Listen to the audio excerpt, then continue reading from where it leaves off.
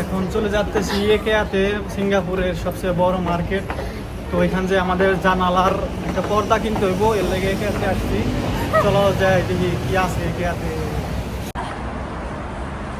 কত বড় মার্কেট দেখেন একেআতে, অনেক বড় একেআতে। আর সিঙ্গাপুরের সবচেয়ে সৌন্দর্য কি, এই যে ব্রিজগুলোতে দেখেন সুন্দর সুন্দর ফুল লাগিয়ে রাখছে, মানে প্রত্যেকটা জায়গায় সুন্দর সুন্দর ফুল লাগিয়ে রাখছে। আর এটা হলো এই যে একেআতে চলে আসছে আমরা, অনেক সুন্দর একেআটা। একেআর মধ্যে চলে আসছি, কত সুন্দর ভিউ। আর এই একেআরটি অবস্থান করতেছিল সিঙ্গাপুরের টেম্পানিস ওইখানে। তো যারা সিঙ্গাপুর থাকে তারা একমাত্র চিনবে টেম্পানিস কোথায়। তো আমরা একেআর সামনের গেটের দিকে চলে যাচ্ছি এবং সামনের গেট দিয়ে ভিতরে প্রবেশ করছি। প্রবেশ করে ওখানে লিফট আছে, লিফট দিয়ে উপরে উঠতে হয়। মানে একেআটা মিনিমাম আপনার 3 থেকে 4 তলার মধ্যে, মানে অনেক বড় একেআটা। এই যে এগুলো হইতেছে সোফা, কত সুন্দর সুন্দর সোফা।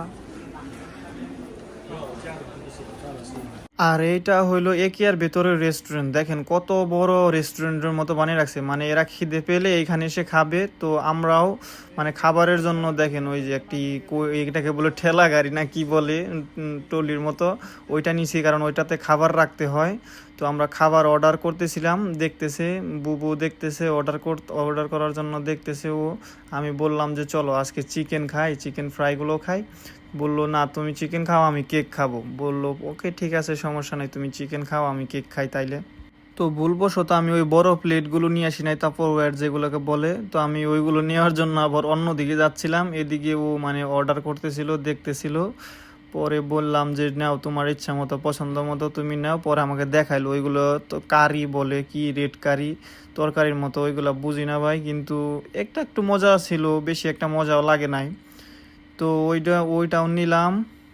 তো বুবুকে বললাম চলো একবার ড্রিঙ্ক খুঁজি, ড্রিঙ্ক কোথায় আছে, চলো আমরা ড্রিঙ্ক দেখি। তো সামনে এগোতেই ওইখানে সিরিয়াল বাইয়ে ড্রিঙ্ক রাখা ছিল, সমস্ত ধরনের ড্রিঙ্ক আছে। কিন্তু ও বলতেছে তুমি কি কেক খাবা নাকি? আমি বলছি না, আমি কেক খাবো না, তুমি খাইলে কেক খাওয়া। পরে আমি ড্রিঙ্ক নিলাম, ড্রিঙ্কটা ছিল ওই জায়গায় পেপসি। তো ওর জন্য আমি কেকটা নিয়ে নিলাম, বললো ও কেক খাবে। তারপরে আমরা চলে গেলাম কাউন্টারের ওইদিকে, সিরিয়ালে দাঁড়িয়ে আছি কারণ টাকা পে করে সিঙ্গাপুরে সব জায়গায় যেতে হবে। আগে আপনাকে টাকা পে করতে হবে, তারপরে খাবার টাবার খেতে পারবেন ভাই।